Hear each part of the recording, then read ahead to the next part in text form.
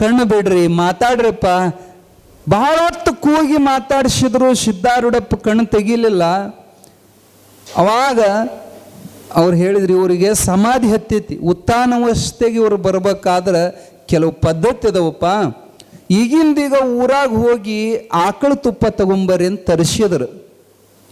4 ಮಂದಿನ ಟಿಕ್ಕಾಕ್ ಕುಂದ್ರಿಸಿದ್ರು. ಅವ್ರ ಅಂಗಾಲಿಗೆ ಇಬ್ಬರು, ಅಂಗೈಗೆ ಇಬ್ಬರು ಕುಂದ್ರಿಸಿದ್ರು. ಸ್ವತಃ ಸ್ವಾಮಿಗಳು ನೆತ್ತಿಗೆ ತುಪ್ಪ ಹಚ್ಚಿ ಗಸ ಗಸ ಗಸ ಗಸ ತಿಕ್ಕಾಕತ್ರು. ಎಲ್ಲರೂ ತಿಕ್ತಾ ಇರುವಾಗ ಸ್ವಾಮಿಗಳು ಅಪ್ಪೋರ್ ಕಿವ್ಯಾಗ ಓಂ ನಮಃ ಶಿವಾಯ, ಓಂ ನಮಃ ಶಿವಾಯ ಗಟ್ಟಿಯಾಗಿ ಒದರುವಂಥ ಕಾಲಕ್ಕೆ ನಿಧಾನಕ್ಕೆ ಸಿದ್ಧಾರೂಢಪ್ಪ ಕಣ್ಣು ತೆಗೆದ್ರಂತ. ಪರಮಾತ್ಮ ಕಣ್ಣು ತೆಗೆದ. ನಮ್ಮ ನಶೀಬು ಅಪ್ಪೋರ್ ಕಣ್ಣು ತೆಗೆದ್ರಂತ ಸಂತೋಷದಿಂದ ಅಪ್ಪೋರ್ನ ಮಾತಾಡಿಸ್ತಾರೆಪ್ಪ. ತಾವು ಯಾರು, ಎಲ್ಲಿಂದ ಬಂದ್ರಿ? ಅಜ್ಜೋರು ವಿಚಾರ ಮಾಡಿದರು. ಮಾತಾಡಿದ ಅಂದ್ರೆ ಗದ್ಲಕ್ಕೆ ಬೀಳ್ತೀನಿ. ಇವ್ರು ಮತ್ತೆ ಜಾತ್ರೆ ಚಲೋ ಆಕತ್ತಿದು. ಯಾಕೆ ಭಾಳ ಕಡೆಗೆ ಜಾತ್ರೆ ಆಗಿದ್ವು ಅವರು ಅಲ್ಲೇ. ಎಲ್ಲಿ ಆದ ಮನೆಯಾಗ ಮಂದಿ ಕೂಡಾಕತ್ತು ಅಲ್ಲಿದ್ದು ಬಿಟ್ಟು ಬಂದರು. ಬಿಜಾಪುರದಾಗ ಮಂದಿ ಕೂಡಾಕತ್ತು ಅಲ್ಲಿ ಬಿಟ್ಟು ಬಂದರು. ಇವು ಮಂದಿ ಬ್ಯಾಡ ಅಂತ ಬಿಟ್ಟು ಹೋದ್ರು. ಈ ಮಂದಿ ಅವ್ರನ್ನ ಬಿಡೋದಿಲ್ರಿ ಮಹಾತ್ಮರನ್ನ. ಉಳ್ವಿ ಚನ್ನಬಸವಣ್ಣ ಇವ್ರ ಗದ್ದಲು ಬ್ಯಾಡಂತ ಎಂಥ ಗುಡ್ಡದಾಗ ಹೋಗಿ ಉಳ್ವ್ಯಾಗ ಕುಂತಾನ. ಈ ಮಂದಿ ಅಲ್ಲಿ ದೊಡ್ಡ ಜಾತ್ರೆನೇ ಎಬ್ಸೈತಿ. ಒಟ್ಟು ಮಹಾತ್ಮರನ್ನ ನಮ್ಮ ಜನ ಎಲ್ಲಿದ್ದರೂ ಬಿಡೋದಿಲ್ಲ. ಹೆಂಗೆ ಸುಗಂಧವಾದ ಹೂವು ಅರಳಿತ್ತಂದ್ರೆ ಭ್ರಮರ ಹುಡುಕೊಂತ ಹೋಗ್ತಾವಲ್ಲ, ಅಪ್ಪವರು ಬ್ಯಾಡಂತ ಮಾತಾಡಲಿಲ್ಲ. ಅವಾಗ ಚನ್ನಮಲ್ಲ ಶಿವಾಚಾರ್ಯರಂತಾರ, ಅಪ್ಪವ್ರಿಗೆ ಉಂಡು ಎಷ್ಟು ದಿನ ಆಯ್ತು ಏನು, ಹೊಟ್ಟೆ ಬೆನ್ನಿಗೆ ಹತ್ತಿತಿಪ್ಪ. ಬಹುಶಃ ಇವರು ಮೌನಾನುಷ್ಠಾನ ಮಾಡ್ತಾ ಇರುವಂಥ ಮೌನ ಯೋಗಿ ಇರಬೇಕು. ಅಪ್ಪವ್ರನ್ನ ಹೊತ್ಕೊಳ್ರಿ, ನಮ್ಮ ಮಠಕ್ಕೆ ತೊಗೊಂಡು ಹೋಗೋಣ ಅಂತ ಹೊತ್ಕೊಂಡು ಬಂದರು. ಎಲ್ಲ ಮಂದಿ ಕೂಡಿ ಹೊತ್ಕೊಂಡು ಬಂದು 12 ಎತ್ತಿನ ಮಠದಾಗ ಅಪ್ಪವರಿಗೆ ಸ್ನಾನಾದಿ ಉಪಚಾರಗಳನ್ನು, ಅಭ್ಯಂಜನ ಸ್ನಾನಗಳನ್ನು ಮಾಡಿಸಿ ಮೃಷ್ಟಾನ್ನ ಭೋಜನವನ್ನು ಉಣಿಸ್ತಾ ಉಪಚಾರ ಮಾಡ್ತಾ ಭಾಳ ದಿನ ಅವ್ರನ್ನ ಮಠದಾಗ ಇಟ್ಕೊಂಡ್ರು. ಶಾಂತ ವಾತಾವರಣ, ಅಜ್ಜಗೆ ಸಂತೋಷ ಆಗಿತ್ತಲ್ಲಿ, ಅಲ್ಲೇ ಉಳಿದರು. ಸ್ವತಃ ಚನ್ನಮಲ್ಲ ಶಿವಾಚಾರ್ಯರೇ ಅವರ ಆಪ್ತ ಅಂಗಸ್ಥಾನ ಸದ್ಭಾವ ಚತುರ್ವಿಧ ಸೇವೆಗಳನ್ನು ಮನಮುಟ್ಟಿ ಅಂಥ ದೊಡ್ಡ ಗುರುಗಳು ಇವರು ಸೇವಾ ಮಾಡಕತ್ರು ಸಿದ್ಧಾರೂಢರದು. ಇದು ಕೆಲವು ಮಂದಿ ಮನಸ್ಸಿಗೆ ಬರಲಿಲ್ಲ. ಯಾಕಂದ್ರೆ 12 ಎತ್ತಿನ ಮಠ ಅಂದ್ರೆ ವೀರಶೈವ ಮಠ.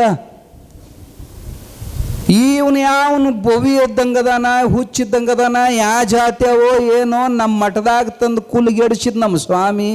ಅವ್ನು ಕೊಳ್ಳಾಗ ಲಿಂಗ ಇಲ್ಲ, ಗುಂಡಗಡಿಗಿಲ್ಲ. ಯಪ್ಪ, ನೀ ಸ್ವಾಮಿಗಳು ನಿಮಗೆ ಹೇಳಿಸ್ಕೋಬಾರ್ದು, ನಾವು ಹೇಳೋ ಪಾಳೆ ಬಂತು ನಿಮ್ಗೆ. ಕೆಲವು ಹಿರಿಯರು ಮಠದ ಯಜಮಾನಿಕೆ ಮಾಡುವಂಥವ್ರು ಅಂತಾರೆ, ನಮ್ಮ ಮಠಕ್ಕೆ ಕೊಳ್ಳಾಲಿಂಗಿಲ್ಲದವ್ನು ಯಾವನ್ ತಂದು ಇಟ್ಕೊಂಡಿರಿ, ಮೊದಲು ಹೊರ ಹಾಕ್ರಿ.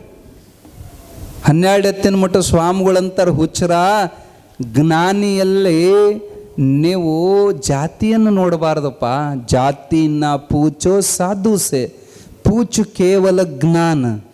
ಕಬೀರದಾಸರು ಹೇಳ್ತಾರೆ, ಜ್ಞಾನವನ್ನಷ್ಟೇ ಮಹಾತ್ಮರಲ್ಲಿ ನೋಡ್ಬೇಕು ಹೊರತು ಅವ್ರು ಯಾವ ಜಾತಿಯವರು, ಯಾವ ಪರಂಪರೆಯವರು, ಏನು ಅಡ್ಡ ಹಚ್ತಾರೋ, ಏನು ಉದ್ದ ಹಚ್ತಾರೋ, ಏನು ಜನವಾರ ರೈತೋ, ಏನು ಶಿವದಾರ ರೈತೋ, ಜ್ಞಾನಿಯಲ್ಲಿ ಅದನ್ನು ನೋಡಬಾರದು. ನಿನ್ನೆ ಮಾಂತೇಶ್ ಹೇಳೋದು ನಮ್ಮ ಫೇಸ್ಬುಕ್ನಾಗ ಕೇಳಿದ್ವಿ ನಾವು. ಕೊಳ್ಳಾಗ ಲಿಂಗ ಇಲ್ಲ ಅಂತ ಭಾಳ ಮಂದಿ ಸಿದ್ಧಾರೂಢನ ಕಾಡಿದ್ದಿದ್ದು ಒಂದೇ ಕಾರಣಕ್ಕೆ. ನೀವು ನೋಡಿದಿರಿ ಶಿವನ ಫೋಟೋ, ಎಲ್ಲರ ಒಂದೇ ಒಂದು ಫೋಟೋದೊಳಗೆ, ಶಿವನ ಫೋಟೋದೊಳಗೆ ಎಲ್ಲರ ನೀವು ನೋಡಿರೆ ಶಿವನ ಕೊಳ್ಳಾಗ ಗುಂಡುಗಡಿಗೆ ಲಿಂಗ ಕಟ್ಕೊಂಡದ್ದು ನೋಡಿದಿರಿ ನೀವು ಶಿವನ ಕೊಳ್ಳಾಗ.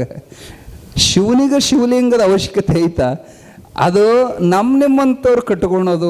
ನೀವು ಸಾಧಕರು ಸಾಧನ ಮಾಡ್ಲಿಕ್ಕೆ ಬೇಕದು ಇರಲಿ. ಇದು ಒಂದು ಕಾರಣಕ್ಕೆ ಅಪ್ಪವರು ಅವ್ರನ್ನ ಬಿಟ್ಟು ಕೊಡಾಕ್ತಾ ಇರಲಿಲ್ಲ.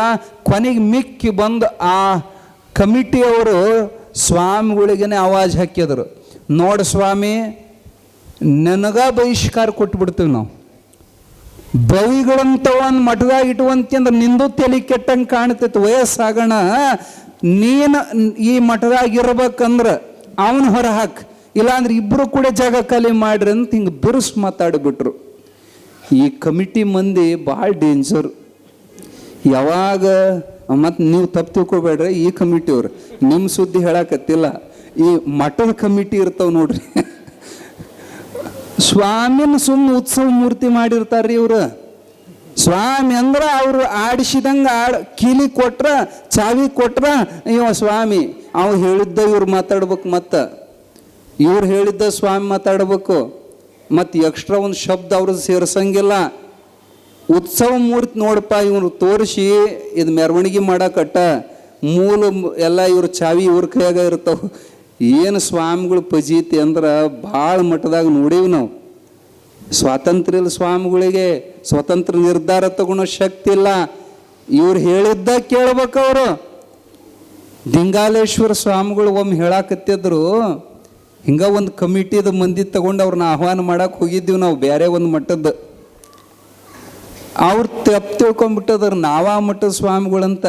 ನಾವು ಸ್ವಾಮಿಗಳಲ್ರಿ, ನಾವು ಇವ್ರು ನಮ್ಮ ಕರ್ಕೊಂಬಂದಾರ ಕಮಿಟಿಯವ್ರು ನಿಮಗೆ ಆಹ್ವಾನ ಕೊಡಕ್ಕಂತ ಹೇಳೋಣ. ಅವ್ರಂದ್ರೆ ಈ ಸ್ವಾಮಿಗಳು ಭಾಳ ಚಲೋ ಅದಾರು, ಭಾಳ ಪ್ರವಚನ ಚಂದ ಹೇಳ್ತಾರ, ಇವ್ರನ್ನ ನಿಮ್ಮ ಮಟ್ಟಕ್ಕೆ ಮಾಡ್ಕೊಂಬಿಡ್ರಿ ಅಂತ ಅವ್ರಿಗಂದ್ರೆ. ಇಲ್ರಿಯಪ್ಪ, ಅವ್ರು ದೊಡ್ಡ ಅಜ್ಜರು ಇದ್ದಾಗೂ ನಾವೇ ನಡೆಸುವಂತ ಬಂದೇವ್ರಿ, ಅವರು ಏನು ನಾವೇ ಎಲ್ಲ ನಡೆಸ್ತೇವ್ರಿ ಅಂತ ಅವ್ರಂದ್ರು. ಅವಾಗ ಒಂದು ಬಿರ್ಸ್ ಮಾತಾಡಿದ್ರು ಅವರು ದಿಂಗಾಲೇಶ್ವರ ಸ್ವಾಮಿಗಳು. ಅಲ್ಲೂ ನಾವು ನಿಮ್ಮ ಮನೆಗೆ ಬಂದಿರ್ತೇವಪ್ಪ, ಈಗ ಬಾಬಣ್ಣನ ಮನೆಯಾಗ ಒಂದು ತಿಂಗಳು ನಾವು ಬಂದು ಉಳ್ದೇವಪ್ಪ. ಈಗ ಒಂದು ತಿಂಗಳು ಬಾಬಣ್ಣ ನಮ್ಮನ್ನು ಹೆಂಗೆ ಕರ್ಕೊಂಬಂದಾರ ಅಂದ್ರೆ ಅತಿಥಿ ರೂಪದ ಕರ್ಕೊಂಬಂದಾರ. ಅವ್ರ ಮನೆಯಾಗ ನಾವು ಅತಿಥಿ ಇದ್ದಂಗೆದ್ದು ಹೋಗ್ಬೇಕು. ಅವ್ರ ಹಿರೇತನ ನಾವು ಮಾಡಾಕತ್ತೀವಿ ಅಂದ್ರೆ, ಬಾಬಣ್ಣ ಇಟ್ಯಾಕೆ ಖರ್ಚು ಮಾಡ್ತಿ, ಇದನ್ಯಾಕೆ ತಂದು ಹಿಂಗೆ ಖರ್ಚು ಮಾಡು, ಅದನ್ನು ಹಂಗೆ ಮಾಡಬೇಡ, ಹಿಂಗೆ ನಮಗೆ ಹೇಳೋ ಅಧಿಕಾರ ಐತೇನು? ನಿಮ್ಮ ಮನೆಯಾಗ ಕಾರಬಾರಿ ನಾವು ಮಾಡೋದಿಲ್ಲ, ನಮ್ಮ ಮಠದ ಕಾರಬಾರಿ ಗೃಹಸ್ಥರು ನೀವು ಮಾಡಬಾರದು ಅಂತ ದಿಂಗಾಲೇಶ್ವರ ಸ್ವಾಮಿಗಳು ಹೇಳಿದರು. ಮಠದ ಕಾರಬಾರಿ ನೀವು ಮಾಡಬಾರ್ದು. ಇಲ್ಲೇ ಪಂಚಮಶಾಲಿ ಪೀಠದಾಗ ಏನು ಗದ್ದಲ ಎಬಸ್ಯಾರ ನೋಡ್ಬೇಕು ಅದನ್ನು. ಚೀ ಪಾಪ ಸ್ವಾಮಿಗಳು ಕಿಮ್ಮತ್ತಿಲ್ಲಂಗೆ. ಅಂದರೆ ಈ ಮಠದ ಕಮಿಟಿಯವರು ಆ ಚನ್ನಮಲ್ಲ ಶಿವಾಚಾರ್ಯರಿಗೆ ಇಷ್ಟು ಕೆಟ್ಟದಾಗಿ ಶಬ್ದ ಬಳಸಿದ್ರಂದ್ರೆ, ಅವನು ಹೊರ ಹಾಕಿದೆ ಅಂದ್ರೆ ನೀ ಇರ್ಬೇಕು, ಇಲ್ಲ ನೀನು ಅವನು ಇಟ್ಕೊಳವಿದ್ರೆ ನೀನು ಹೊರ ಹಾಕ್ತೇವೆ ಅಂತ ಇಷ್ಟು ಬಿರುಸು ಮಾತಾಡಿದಾಗ ಈ ಗದ್ದಲ ಮರಿ ಒಳಗೆ ಅಚಕಡಿ ಕೋಲೆ ಆಗಿದ್ದು ಸಿದ್ಧಾರೂಢರ ಕಿವಿಗೆ ಈ ಶಬ್ದ ಬಿದ್ದು ರಾತ್ರಿ ಅಜ್ಜಿಗೆ ನಿದ್ದೆ ಹತ್ತಲಿಲ್ಲ. ನನ್ನ ಸಲುವಾಗಿ ಈ ಮಹಾತ್ಮಗೆ ನೋವು ಆಗ್ತತಲ್ಲ, ಬೇಡ, ನನ್ನಿಂದ ಇವರಿಗೆ ತೊಂದರೆ ಆಗೋದು ಬೇಡ ಅಂತ ನಸುಕ್ ದೌಡನಾಗ ಇನ್ನೂ ಕತ್ಲಿತ್ತು. ಅವಾಗನ ಅಜ್ಜಿ ಎದ್ದು ಬಿಟ್ರು. ಇವರು ಶಿವಾಕ್ ಇವ್ರು ಎಷ್ಟು ಎಚ್ಚರ ಇರ್ತಿದ್ದ ಅಂದ್ರೆ, ಬರೀ ಟಕ್ ಅಂತ ಎಚ್ಚರ ಆದ ಕೂಡಲೇ ಎದ್ದು ಬಂದರು. ಯಪ್ಪ ಯಾಕೆ ದೌಡಿ ಎದ್ದೆ? ಇವ್ರು ಮಾತಾಡ್ತಿದ್ದಿಲ್ಲಲ್ಲ. ಯಪ್ಪ ಬೈಲು ಕಡೆ ಹೋಗ್ಯಾನ, ಚರ್ಗಿ ತಂದು ಕೊಡ್ಲಿ ಅಂತ ಬಿಸಿನೀರು ಕಾಸ್ಕೊಂಬಂದು ಚರ್ಗಿ ಕೊಟ್ರು.